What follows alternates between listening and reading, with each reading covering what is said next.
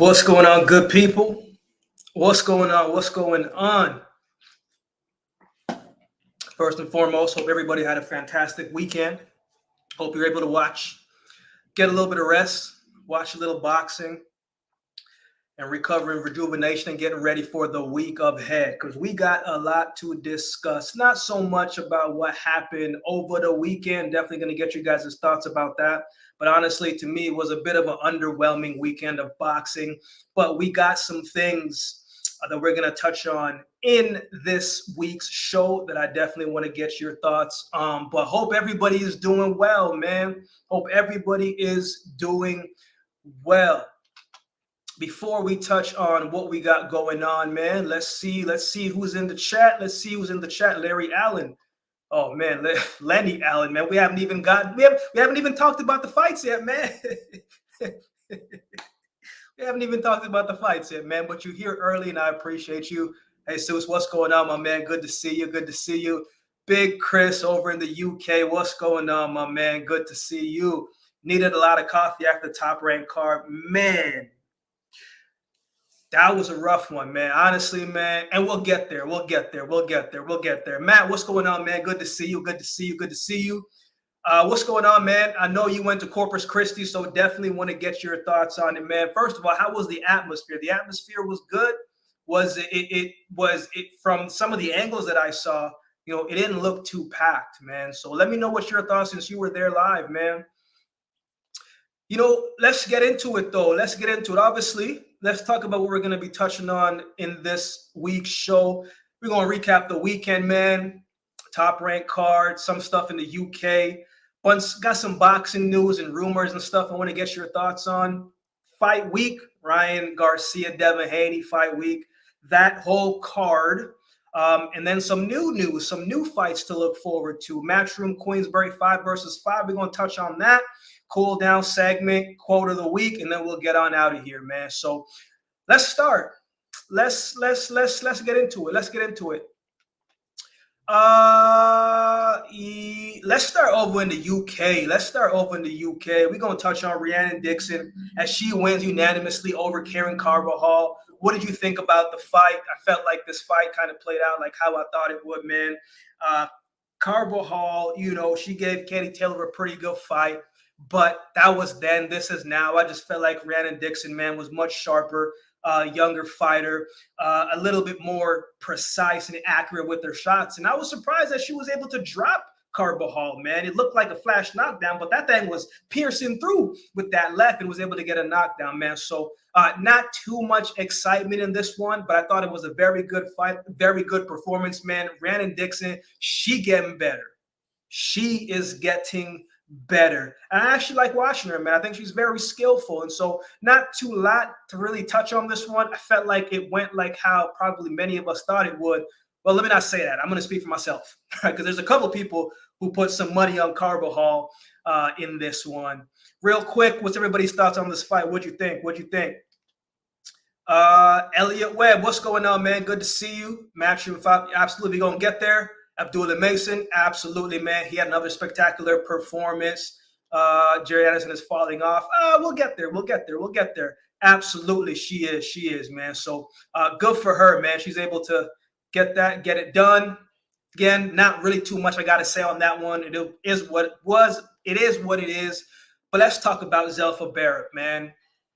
That was a pretty exciting fight, man. The one thing I have to say about Jordan Gill, I'm going to start with Jordan Gill first before we talk about Zelda Barrett, as you guys get your thoughts together. Man, Jordan Gill, man, that man is tough, man. That man is tough. I was not familiar with some of his story and some of the stuff that he's been battling over the recent years. But, man, he's a fighter, right? Like, he's a fighter. This man, if you're going to beat him, you got to take him out. He is going to come to fight. He is going to show up. He is going to come in and try, no matter what happens, even if he falls, to come in, to get back up, stand his ground. And I thought he was boxing well. I thought it was a competitive fight. I thought it was an exciting fight. But, man, I don't care how big you are. I don't care how tough you are. I don't care how strong you are. You cannot take consistent body shots like that and stand forever. Zelda Barrett was digging to the body with some heavy punches, man. Every time he hit the body, man, it just makes you clench up a little bit. It was dangerous. It was dangerous, and that's the one thing that I always appreciate about Zelda Barrett, man. His variation, his attacks, and how he goes to specific parts of the body, and he breaks you down, man. So this is a big win for him, man. I know a lot of people were going for Jordan Gill, and I completely understand why. You know, dominant win over Mick Conlon. But I felt like Zelda Barrett was the more complete fighter. And I felt like on the night, I felt like it showed, man. So that's my thoughts over in the UK. Good card, good matchups. Let's move forward, though. Let's bring it on down to the top-ranked cards. Some of you already got your thoughts on it. Abdullah Mason, yeah, you know, man, special kid, man, special kid. I think with him being so young, you don't have to rush him.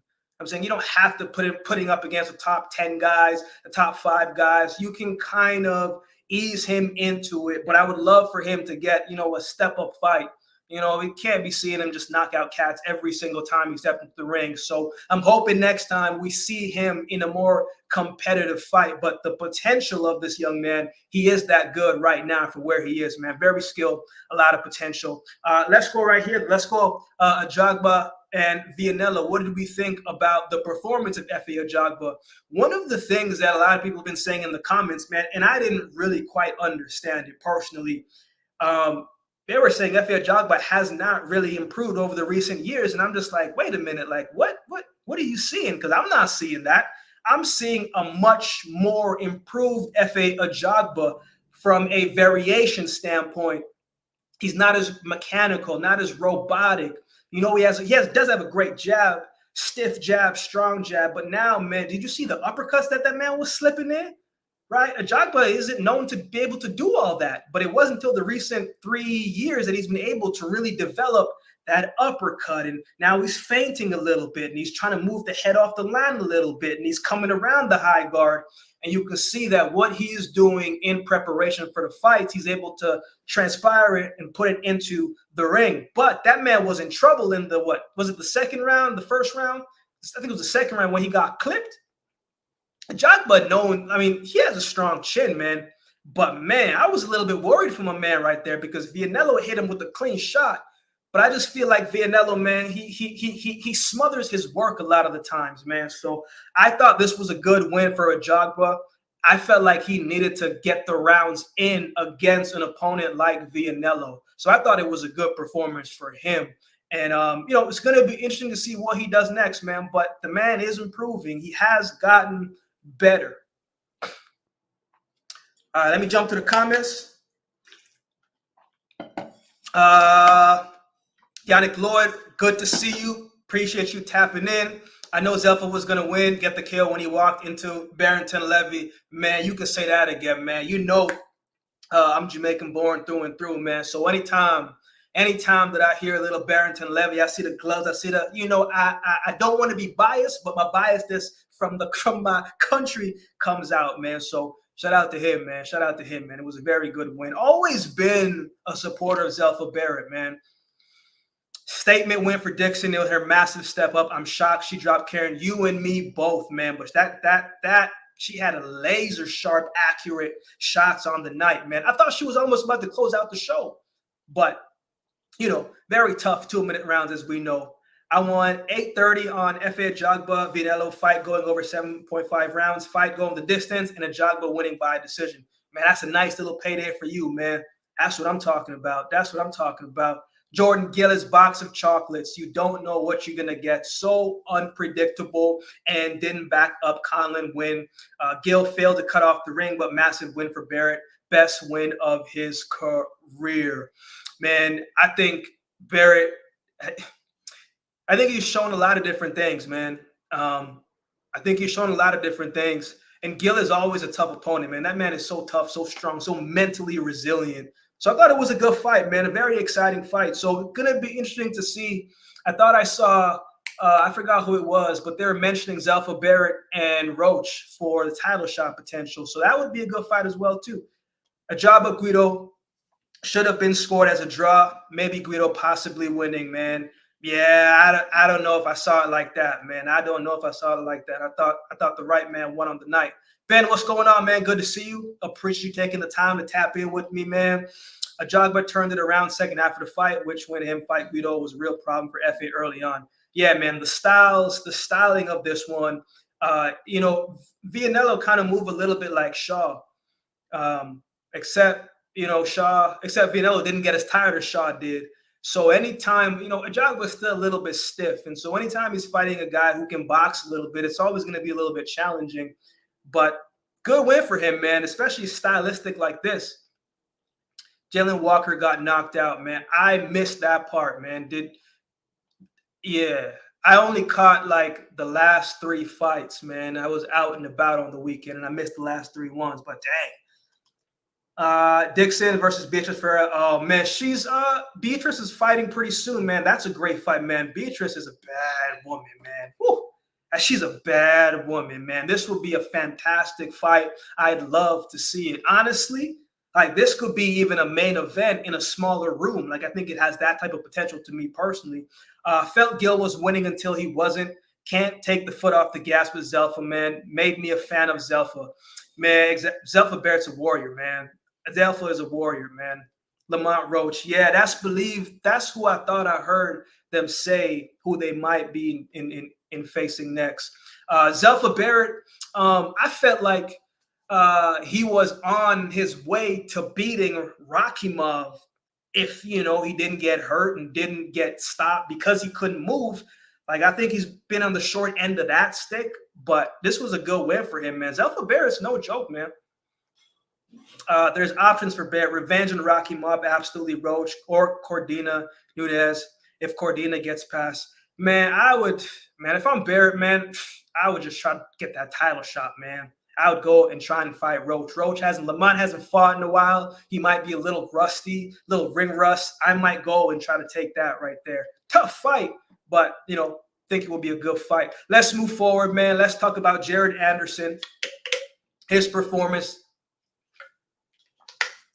over Ryan Merhy. Man, I'm gonna talk about Jared Anderson first. He looked very, what's the word that I want to use here? I thought this fight was 1,000% extremely underwhelming. I didn't even finish the fight. I turned the TV off and turned over to UFC because UFC was more exciting on the night. But for me, man, he just looked bored is the thing that I want to say. He looked bored, a little flat, didn't really look excited for it.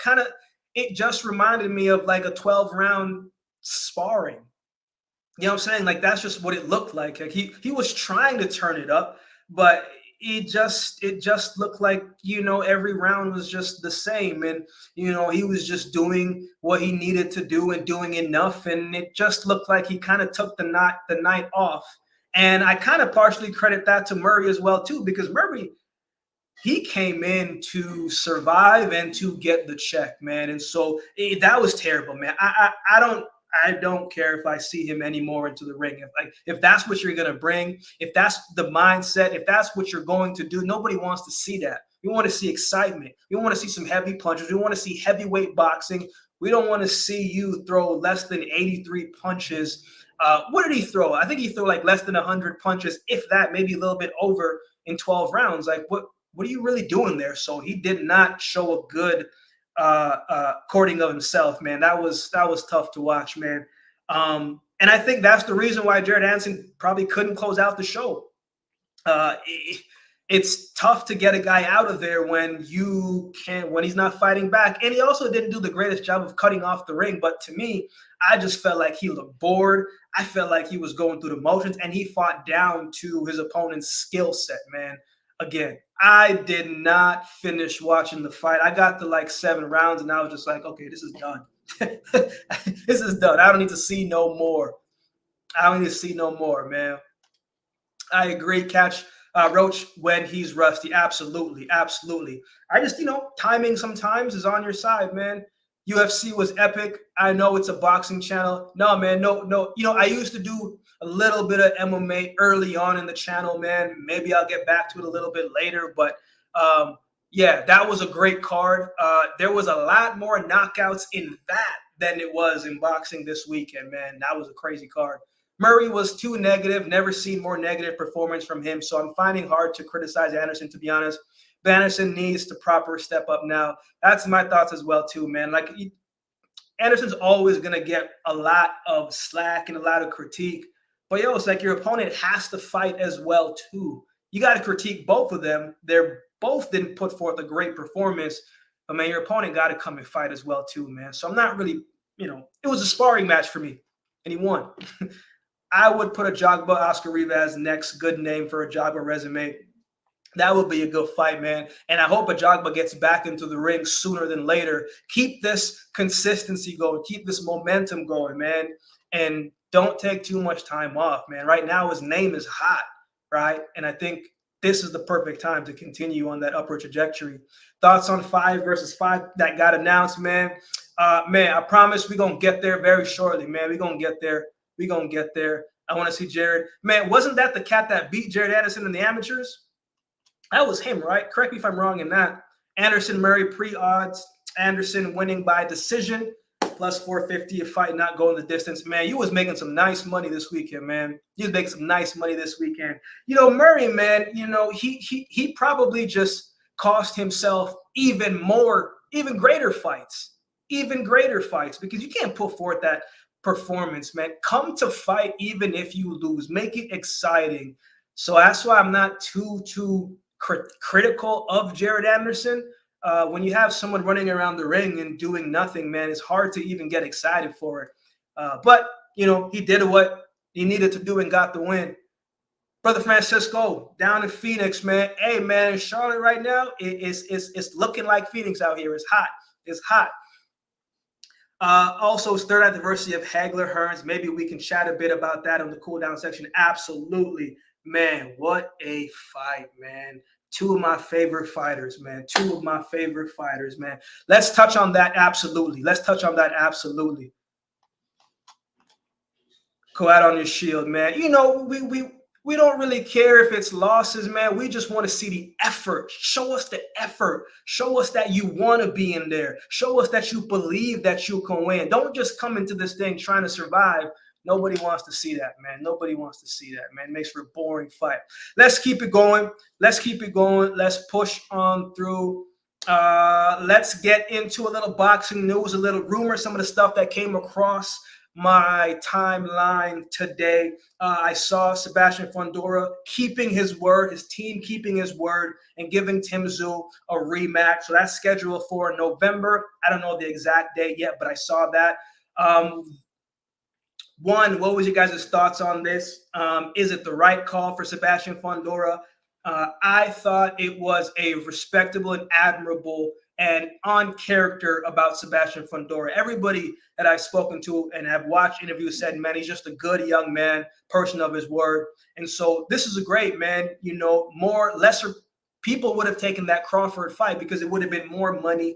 Spence fight, it would have been more money, but he's respecting it, right? Because the thing with this fight now, right? In the first fight, there's an asterisk beside it because even though Fundora won, put forth a great performance, spectacular night for him, it's always going to be, man, I wonder how he would have went if Tim Tszyu was not bleeding and not had blood gushing down. So you take the rematch, right, and show that you can beat this guy fair and square. So I like the move. I think it's a good fight. I think it's respectable. And shout out to Sebastian Fundora for being a person of his word, man. Very good fight in November. Now, other thing that I heard, maybe you've heard it too, Ryan Garcia, and I'm keeping it on the PG side of words on the screen, but, he told Errol Spence, he said, man, F Errol Spence. And I'm just like, yo, come on, man. What are you talking about, man? Now, I heard a little back and forth between, Errol Spence didn't want to pay Derek James, but then I also heard that Derek James wanted a little bit of the pay-per-view money from Errol Spence, right? So I don't know what the true story is until these guys go back and forth. But, man, the other thing for me is like, man, Ryan Garcia, probably got into this camp because Errol Spence said, yeah, you can come and train with us. Because Charlo said, yeah, you can come and train with us. So let's not be talking too recklessly here, man. Let's not be talking too recklessly here. Let's jump to the comments before we show the last one. I don't see Fundora doing anything to Spence. So Zoo rematch makes sense. Also think Zoo earned an immediate rematch. I think it's only right. I think it's only right. Or Crawford, my bad. No, I got what you mean, man. I think it's only right. Very fair, admirable thing to do, man. I think it's the right call. Last thing, man. I don't know if you guys have seen it. It came across my screen. Sean Porter and Inoue kind of going back and forth. Not really back and forth like that, but one person sharing their perspective and the other like, yo, why would I do that? So if you haven't seen it yet, Sean Porter saying, man, if the goal is to be a star and this and that, then you got to come to America and fight. Now, maybe later down the road, we can have Sean Porter on the show. If he wants to come on the show, I'm going to reach out to him and see, just because I like the way he talks boxing. I liked him as a fighter. You know what I'm saying? But did he forget that Inoue did fight over in America a couple times already? And for me, it's always just like, man, anybody, and I used to wonder this as well too. I'm like, yo, why are all these guys who are trying to fight Inoue, why are they going over to Japan to fight him in his home country? But that's probably their biggest payday as well too, when they go and fight Inoue in his country, right? Money talks. Money's always going to talk, right? In track and field, man, and this goes hand in hand. I don't necessarily think that you have to go either way to become a big star. I think you can become a big star wherever it is that you are.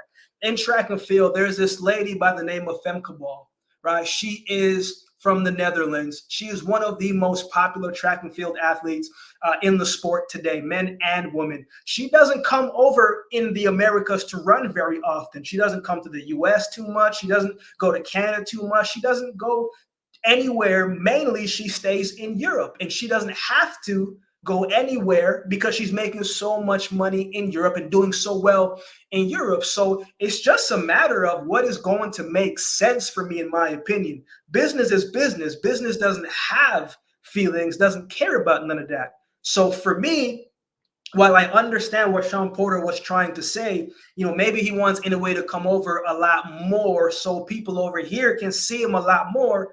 But he's already been over here, Sean. You know what I'm saying? He's already been over here a couple of times.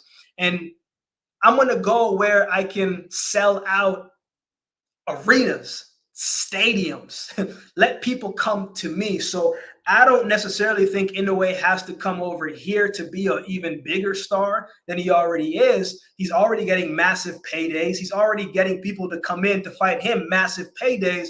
I think if he wants to come over here to experience what it's like over here a lot more, then you go that route. But I don't think he needs to come to America to be a bigger star. But wanted to bring it to you guys to hear your thoughts on it. Anything that we covered today, let me know your thoughts. What do you think about it? Let's touch on it. Definitely want to get you guys' perspective before we move forward and we talk about the fights this week. We know it's Ryan Garcia, Devin Haney. Rematch for both Fundora and Tim Tszyu should happen, as that question needs to be asked about. What if Tszyu didn't get cut? 1,000%. I'll be glad when the Ryan Garcia show ends this weekend. Haney by KO. Ryan Garcia is just a plonker. Let's talk about it, man. Let's talk about Garcia.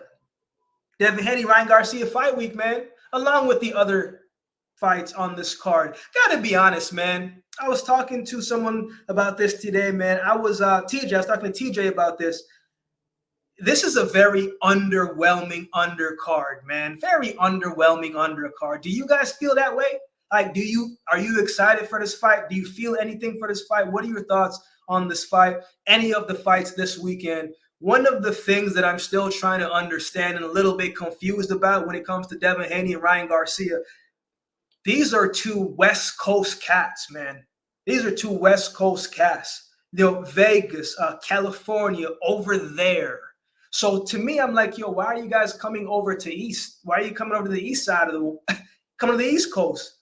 this fight would be a much bigger fight on the West Coast. And people are talking about how expensive these tickets are and the prices of the tickets. And to me, I'm just like, man, I don't know what this was about, man. Like, I would have definitely had this on the West Coast, but it is what it is. Obviously, the tickets as the day gets closer is probably going to drop, and they're probably going to sell a lot more as the prices drop. But this was just very interesting, man.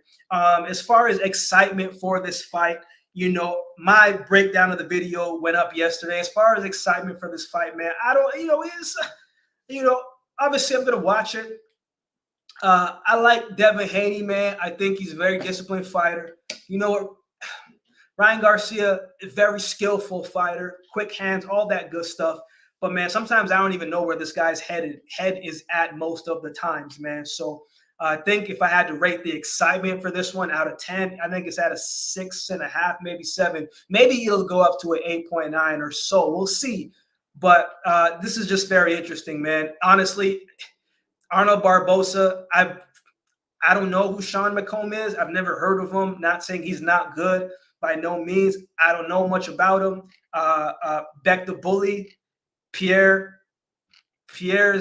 a veteran. He's got a lot of fights, but, I don't know, man. This is not the greatest card for me. What are you guys' thoughts on it? What do you guys think? Tank Davis, Frank Martin, H-Town, June 22nd. David Benavidez is the co-main. That's going to be a very good card as well, too, man. Benavidez is going up to 175. David Morrell is also going up to 175. You know he wants all of that David Benavidez smoke, man. So that would be a very good fight as well, too, man. So any thoughts on this week? Let me know before we move on. Devin Haney, Ryan Garcia week. Yeah, I don't really have too much about it, man. I'm not really too excited about it. Maybe it'd be a great fight, but I don't know, man. I think it's a little bit underwhelming. But let's move forward. Let's talk about right here, man. The announcement of the Matchroom Queensberry 5 versus 5. Deontay Wilder versus Zhilei Zhang. We heard that announcement a couple months back. That's a great fight. This fight makes sense. Daniel Dubois, Filip Hrgovic. That's going to be a good fight. Makes sense. Ray Ford versus Nick Ball. That's an interesting fight. Although, this is going to be a little bit more challenging fight for Nick Ball to me, rather than when he fought Vargas. But that's going to be a good fight. Craig Spider Richards, man. Willie Hutchinson. Ammo Williams versus Hamza Shiraz. That is going to be a very, very good fight, man. Out of all these fights, what is the most exciting one for you guys? Which is the one that says, man, this is making me excited? I think this is a 50-50 fight across the board. I think, Deontay Wilder Zhang, it makes sense depending on where you want to go. Ray Ford coming off of a great fight. Nick Ball coming off of a great fight. There's a lot of 50-50 fights in this one, man. I think it's going to be very good. Daniel Dubois coming off of a mental fight. He did what he needed to do against Gerald, but that was a mental victory for him because of what Big Baby was saying and all these different things. So that's a great win for Dubois and Hrgovic. This fight makes sense. It's always interesting, man, when fights like this get announced and makes you think, like, I wonder what boxing would be if all the big promoters worked together. We would have these fights in boxing at least a couple times per month. Like, this is a stacked card from top to bottom, man. This is a great fight. This isn't even the main event. This isn't even the main event. Artur Beterbiev and Dmitry Bivol is the main event, man. So this right here, this is how you put a card together. Ammo Williams, Hamza Shiraz, that's a great fight, man. That's a great fight. It's a great fight. Sean McComb is decent. He beat Sam Maxwell in his last fight by UD. Probably not good enough to beat Barboza. Yeah, I don't think so either. I'm gonna give Sean the benefit of the doubt. Take you for what you say, Ben. I don't know too much about him, man. But Arnold Barbosa, I don't think he should have any problems with this one. Ford versus Nick is very interesting to me, man. That's going to be a spectacular fight, especially the fights that both of these guys are coming off of, right? Where it took a lot of energy. There was a lot of emotion. There was a lot of things behind it. Going to be a very, very, very good fight. Going to be interesting to see how much they charge for this, man. Wilder versus Zhang, Ford versus Ball, definitely interesting fight. Man, Wilder and Zhang, it's a very interesting predicament that these two put themselves in, man, because, both coming off of a loss to the same guy. And so another loss for either of these guys surely kind of puts them on the end of their career. I'm never going to say the end completely, but Zhang is 40 now. Wilder is 38, 39 now. They've been around for a while. They've done a whole lot of different things. So, a loss, you can't have too many losses. Losses bring you down. They don't hold you up. So this is going to be a very interesting fight, man. And, it should end by knockout. It's probably one of the best cards in a very long time, man. This, I agree. This is such a great card. I'm looking forward to seeing how it does unfold, man. It's going to be a lot of fun. It's going to be a lot of fun. I'm actually going to see if I can break this one down kind of the same way how we did the Amazon Prime video. TJ is going to come back on, and we're going to do and talk about that one as well too, man, because there's a lot of exciting stuff. Feel like each of these fights could headline their own event. Oh, absolutely. Absolutely. Absolutely. Deontay Wilder is still a big name. Zhang is still a big name. Hrgovic Dubois, that's absolutely Ray Ford, Nick Ball. Title fight. Title fights always could headline. Craig, Hutchinson. Man, I'm really interested, man. If I had to rank it for me, it would be Deontay Wilder and Zhang because of what's at stake for both of these men at this stage in their career. 2, it would be Ray Ford, Nick Ball, and then it would be Ammo Williams and Hamza Shiraz for me. Hrgovic, Dubois, Craig Richards, and Willie Hutchins, man. So it's good, man. You're absolutely right. These fights could headline it, man. We know McCall over in the UK, big balls for taking this fight, but we're going to see the levels. Yeah, I don't think he'll be able to keep up with the technical ability or skill or speed of Barbosa. Again, I got to watch a little bit more on McComb to be able to give a better assessment. But, I respect your guys' opinions, and we'll take it at that, man. I think you're absolutely right. So, again, this is what was announced. Going to be a good fight. This on the undercard of Better Biev and Dimitri Bivol, man. That's a great fight in itself. So, those two, as we know, right, like casual boxing fans, they may not know how good Better Biev is or Bivol is and the magnitude of where they are. So if they may not be the most well-known, what do? Well, let me stack the cards with people that people know. You know what I'm saying? Like, that's how you put together a card. That's how you do it. Now we can charge a nice little pay-per-view amount because I'm not just getting two guys that I kind of maybe know, depending on what they see, what people says, but I know these cats, right? This is how you do a card, man. That's what I'm talking about, boxing. That's what I'm talking about, man. I'm loving the 5 versus 5 there, all 50-50 fights. I can't call fights. Wilder Zhang is a loser. Career is over. Absolutely, man. They are on the back end of their career, and a loss surely with this type of payday that they're going to get.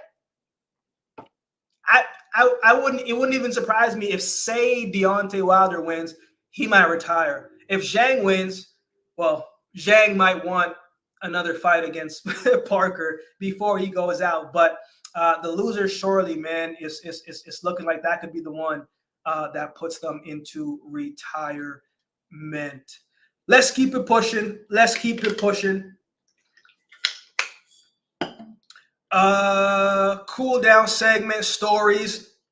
While I search this one thing, let me know what you guys want to touch on here, man. Let me make sure I can find it. McComb is Northern Irish like myself, so I want to back him, but can't, unfortunately.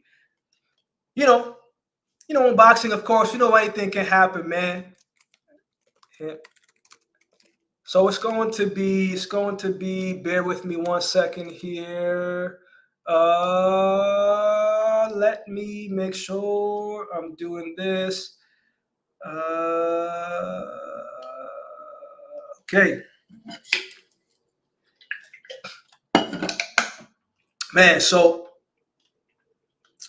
earlier, what did my man, let me go to my man, Brother Francisco said, because he said something that I definitely want to touch on, as it being what do you say, the 39th anniversary of Hagler versus Hearns. Man, Marvin Marvelous Hagler, Thomas the Hitman Hearns. Those are some great nicknames. Those are some great nicknames. We might have to do a show where we touch on like the top 10 greatest boxing nicknames of all time, man, because there are some massive ones, man, some really great ones. So 39 years, man. We talk about Marvin Marvelous Hagler, 60 wins, if I remember correctly, 2 losses, 2 draws, and I think he has something like 50 wins by way of knockout, maybe 49, somewhere there. It was a lot. That man was knocking cats out. And then you got Hitman. I think he was like 40 wins. I think he only lost once. I think he's got like 34 wins by way of knockout, right? So these cats was knocking people out. Now, Hitman Hearns, as a welterweight, man, 6'1", 6 foot as a tall welterweight, and we know the reach, right? So this, to me, man, one of the greatest fights, one of the most exciting fights. This is what I like about boxing back then, man. The 4 horsemen, right? Sugar Ray and then Roberto Duran.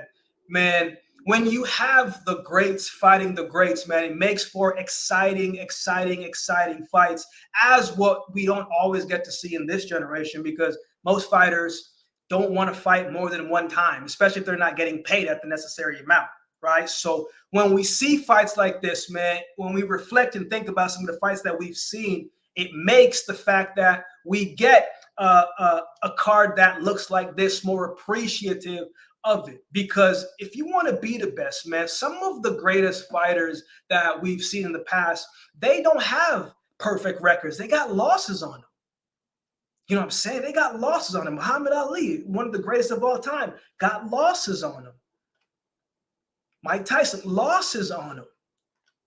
So when we see stuff like this, man, it makes what happened years ago so much more appreciative, and how much more easier it was to make certain fights happen, man. So thank you for bringing that one up, my brother Francisco, man. The 5 vs. 5 announcement was already spoiled days ago. We already know the fight's due to Dan Rafael. Yeah, leaking it, as he say, or he's trying to get the impressions up, right? Yeah, man. I always like to watch the trailers and stuff to try to build the excitement up a little bit, man. But in boxing, things get leaked, recordings get leaked, voice messages get leaked, text messages get leaked. Why does this generation want to leak everything for? But I get it. Everybody wants to be the first, right? The courage of the 2 men was astounding, but the most remarkable thing was Hearns fighting instead of boxing. Hearns wasn't just a KO artist. He was an elite boxer. He may have beat Hagler if he boxed. Yeah, man. I think sometimes the lead up of the fight, brother Francisco, you always hear the viewers. You always hear people saying, man, this is a fight of the century, fight of the decade. And you may go in thinking like, man, I'm just going to be out here. I'm going to box. I'm going to be smart with it. And then the closer you get to the fight and these things start to seep in, and you hear magnitude, fight of the century, mano versus mano, all these different things, you go into it like, yeah, I don't want to box. I don't want to box. Like, I want to fight. I want to put a great performance. I want to show that I'm the baddest cat on the planet. So I agree. If he would have boxed, it would have been a little bit different. But man, marvelous Hagler, man.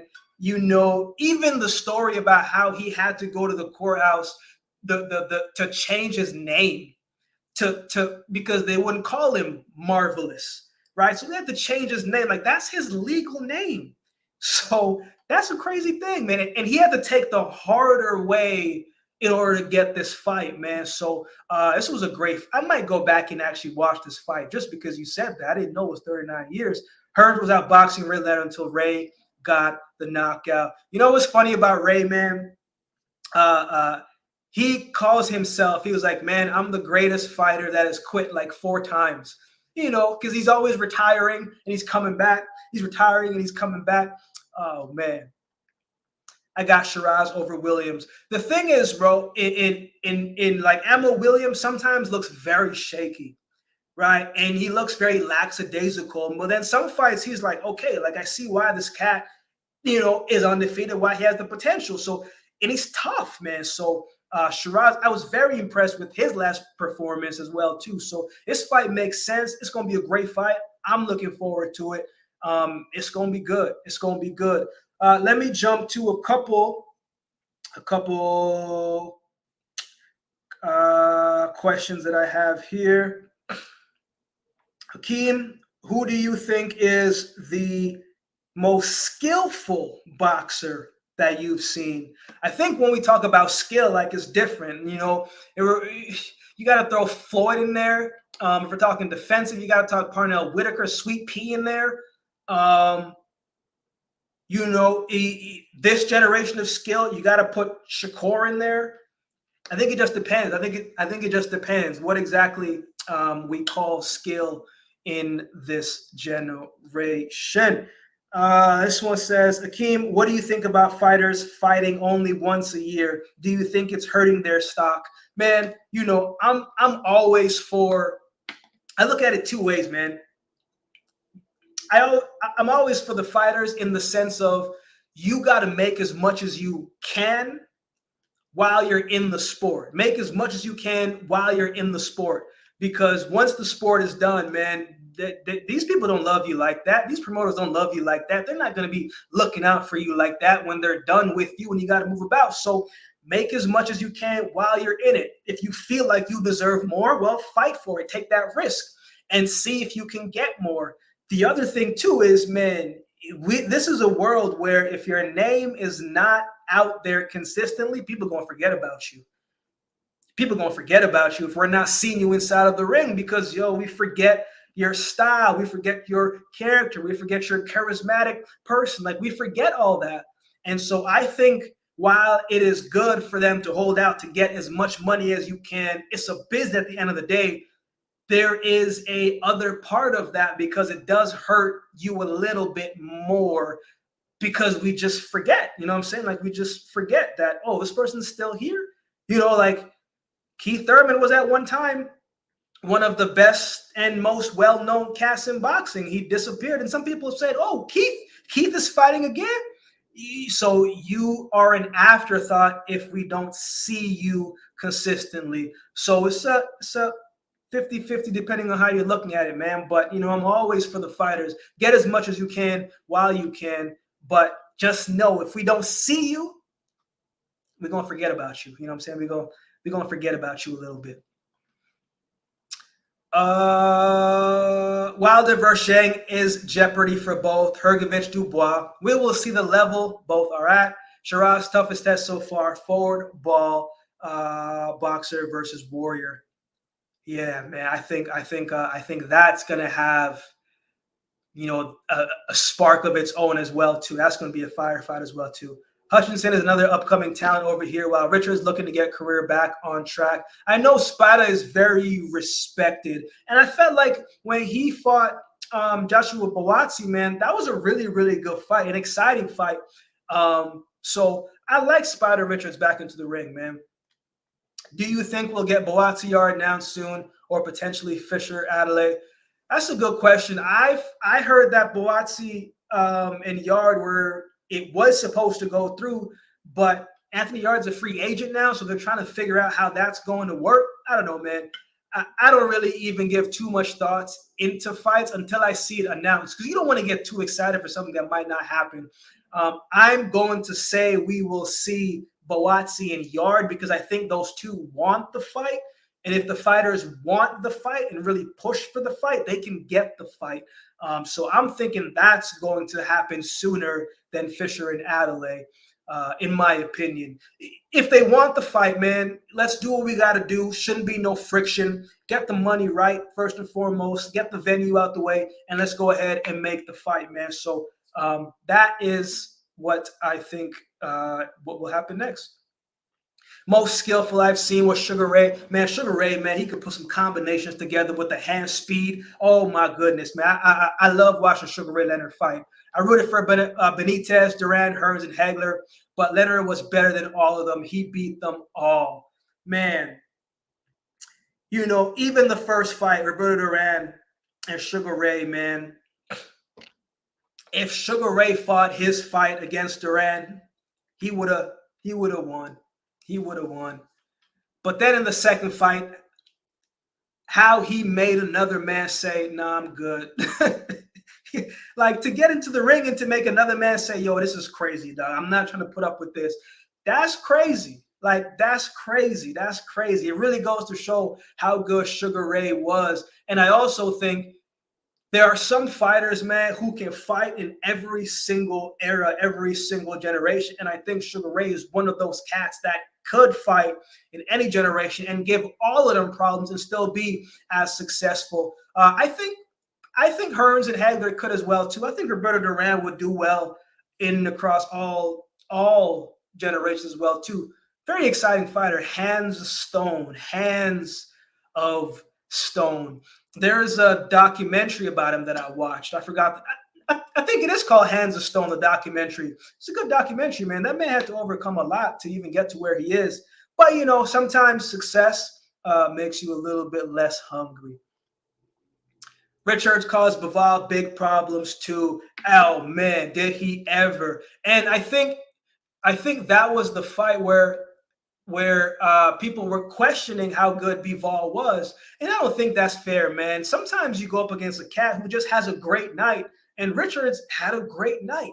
You know what I'm saying? And I think he needs to get that respect as well, too. But it's good that he is on this card. It's a massive card, so he's going to be seen. And that's one of the other things, too, is, man, you can have a great performance elsewhere, but if you're not seen, again, you become an afterthought as well, too. So I'm glad that this fight is going through. Going to be a good fight. Let me get to one more question here. Akeem, when you talk about boxing versus track and field, what do you think is the hardest part training-wise about it? Honestly, man, I think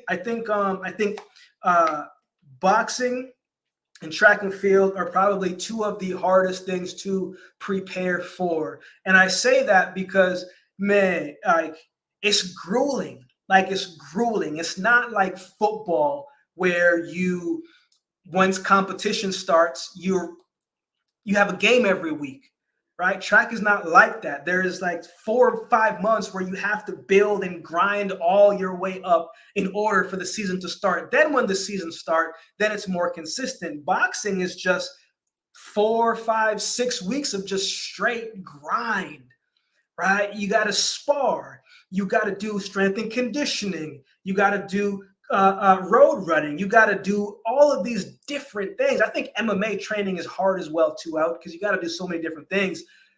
But, man, in anything, man, how you prepare for a fight, how you prepare for a track meet, all these things makes a big difference, man. So I think they're all tough to answer your question, but track and boxing are probably two of the hardest to train, to prepare for, man, because it's so grueling every single day. And then if you go into a fight and you get knocked out first round, it's like, yo, I trained that hard to get stopped. You know what I'm saying? I'm not trying to disrespect Hutchinson, but that's the fight no one interested in on the card, really. Hearn wanted Richards versus Yard, apparently. Yeah, but, you know, if Spider comes in and dominates, you know, it makes up for it. You know, it'll still be a little bit exciting. Yard is fading now. Apparently should make Boatsi fight easier. That's what I'm hoping. But brother Chris, sometimes things is easier said than done. You know what I'm saying? And I'm hoping that's not the case here. Hopefully, it doesn't take too much for that fight to get made. Last couple questions, man, before we close out with the quote of the week. Bit of a short show this week. Not too much to discuss. Just wanted to get you guys' thoughts on a couple things. We're going to finish up with the quote of the week after these last couple questions. Next week will be a little bit more exciting. We'll talk about a couple more things. Go to this question here. Akeem, I don't know if you saw the interview with Devin Haney talking about Gervonta Tank Davis, Shakur Stevenson, and the Hall of Fame. Devin Haney said they are not Hall of Famers right now. What are your thoughts? Man, I think it just depends on what the heck you would consider a criteria for a Hall of Fame athlete. In boxing, every sport has their fair share of Hall of Famers and being in that category. But I think what do you call what are the criteria for it, right? Because it's different for everybody. Is a criteria, do they have to be a multiple weight division champ? Do they have to be undefeated? Do they have to fight?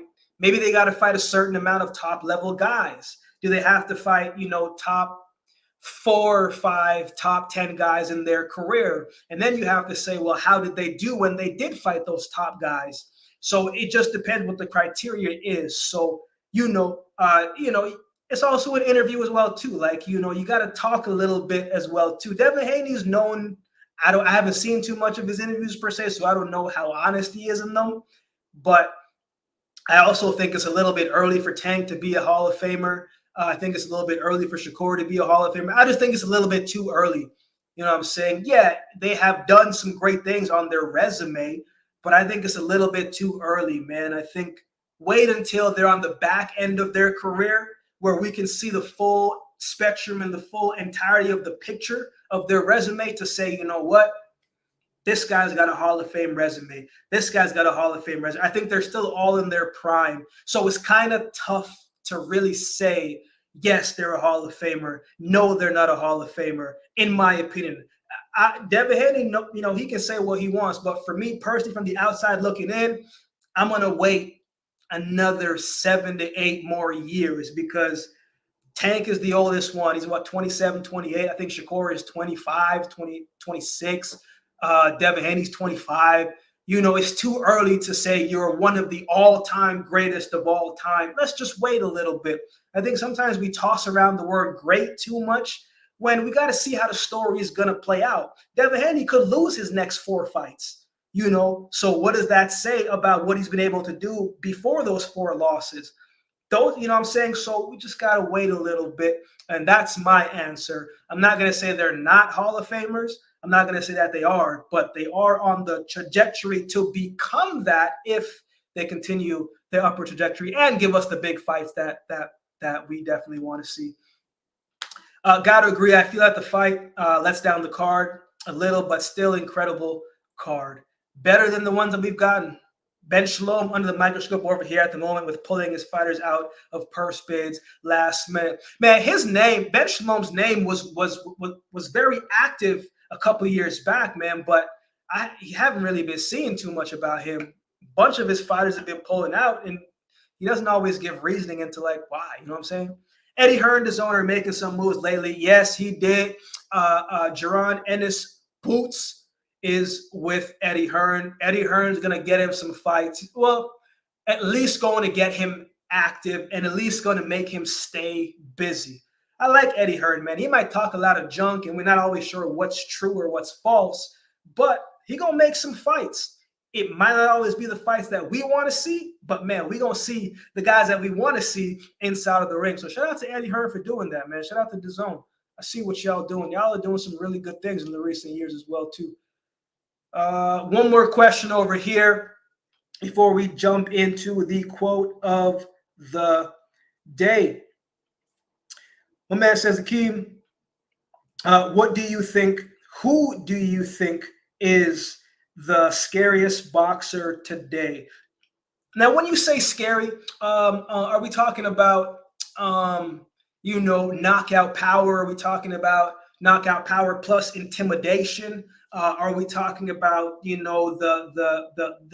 the stoic mentality, the character? Like, what are we talking about when we say scary? I think that's a very general thing. Not saying it wasn't a great question. I appreciate the question, but I think if we're talking about scary, I'm assuming when I hear you say that, when I read that, I think about like the heaviest puncher, like scary going into the ring with them. And it's hard not to think that it's not Better BF, right? Better BF is, it's a scary thudding cat, man. Like his punches hurt. Like his punches hurt once he let the hands go. Tank, he's not going to throw a whole lot of punches, but when he does land, that can be scary as well, too. Uh, Big Bang, he can be scary as well, too. He's a big, massive figure. Deontay Wilder, his punching resume, he can be scary. If we're talking about size, looking up at Tyson Fury inside of the ring, this massive human big, like that can be scary. So I think it just depends on what we call scary. And for those who are on right now, that question I posed to you, who do you think is the scariest boxer today? I think is a little bit tough, man. And scary could mean like maybe it's not power, maybe it's an embarrassment standpoint, going into the ring and knowing that like, man, I'm going to be embarrassed because So I think it just depends. But if we're talking about power, size, then I think those are some of the ones that stick out to me. And in boxing, man, you can't be coming into the ring scared, man. It's already over with if you're scared. But let's keep it pushing, man. I appreciate everybody that has taken the time to tune in. Bit of a shorter show this week. We'll have a little bit of a longer one next week.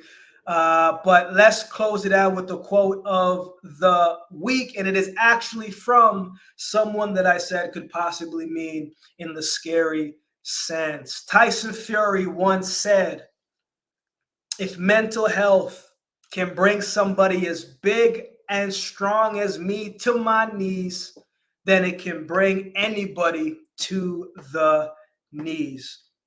This was a serious. I was up in Raleigh this weekend, man. My wife's aunt is turning 85, right? Beautiful, beautiful age, beautiful life. And all of her sisters were surprising her. So my wife and I went up to Raleigh, man, and it was an amazing time, right? An amazing time. She got to see her aunt. All the sisters were together. And I was talking to my wife's aunt's husband. His name is Mr. Walter. And Mr. Walter, me and him were having a great conversation. Mr. Walter was 84 years old, and we were talking about life, and we're talking about strength. And I said, Mr. Walter, I said, man, what did you do on the days when you were a little bit discouraged? Like, what did you do on the days when, maybe mentally, physically you were there, but mentally, man, maybe you just weren't really up for it. And he said, man, one of the best things that I have ever done for me is to take time to rest when I needed to. And I think this is what this reminds me of. Every single day that we wake up in life, man, there's a lot on our shoulders, right? It could be something big, something small. It's still something on our shoulders. And there are going to be seasons when that weight is a little bit harder to carry than other seasons. And it's important to know when you feel that heaviness, man, to take a moment to take a step back and to figure out, like, why do I feel like this?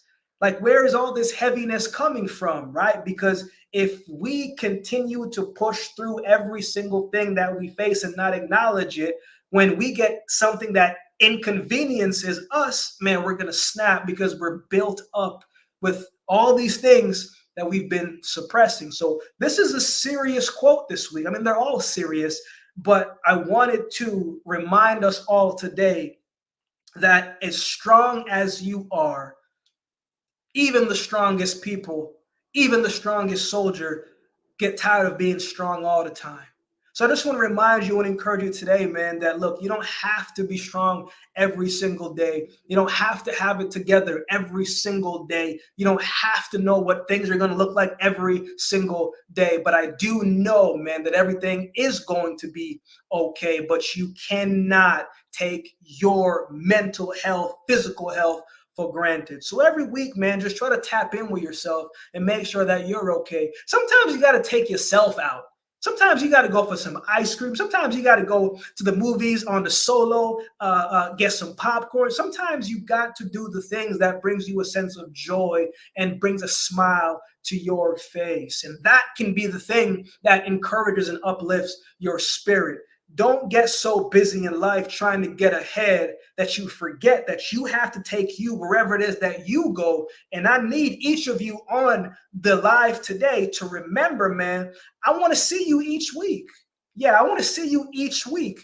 I want to see you each week. And I'm going to know if you're not here because I know and care about everybody that takes the time to tune in. And I need you to take that same care for yourself as well, too. Make sure, man, you are not neglecting you. If mental health can bring somebody as big, as strong as me to my knees, then it can bring anybody to the knees, man. Take care of yourself today. Do something for you each and every single week. Don't take yourself for granted. God bless each of you. I appreciate each of you. Man, I might have to do a live fight down the road. We'll see what type of card it is, and then, man, we'll I'll figure it out. We'll try to set it up where you guys can come in, call in, video chat in, and we can just talk about the fight, man. Have a great night of boxing, man. I'll figure that stuff out down the road. God bless each of you, man. Keep the faith, keep the strength, stay encouraged. I appreciate each of you. Have a great rest of your week, and I'll see you next week.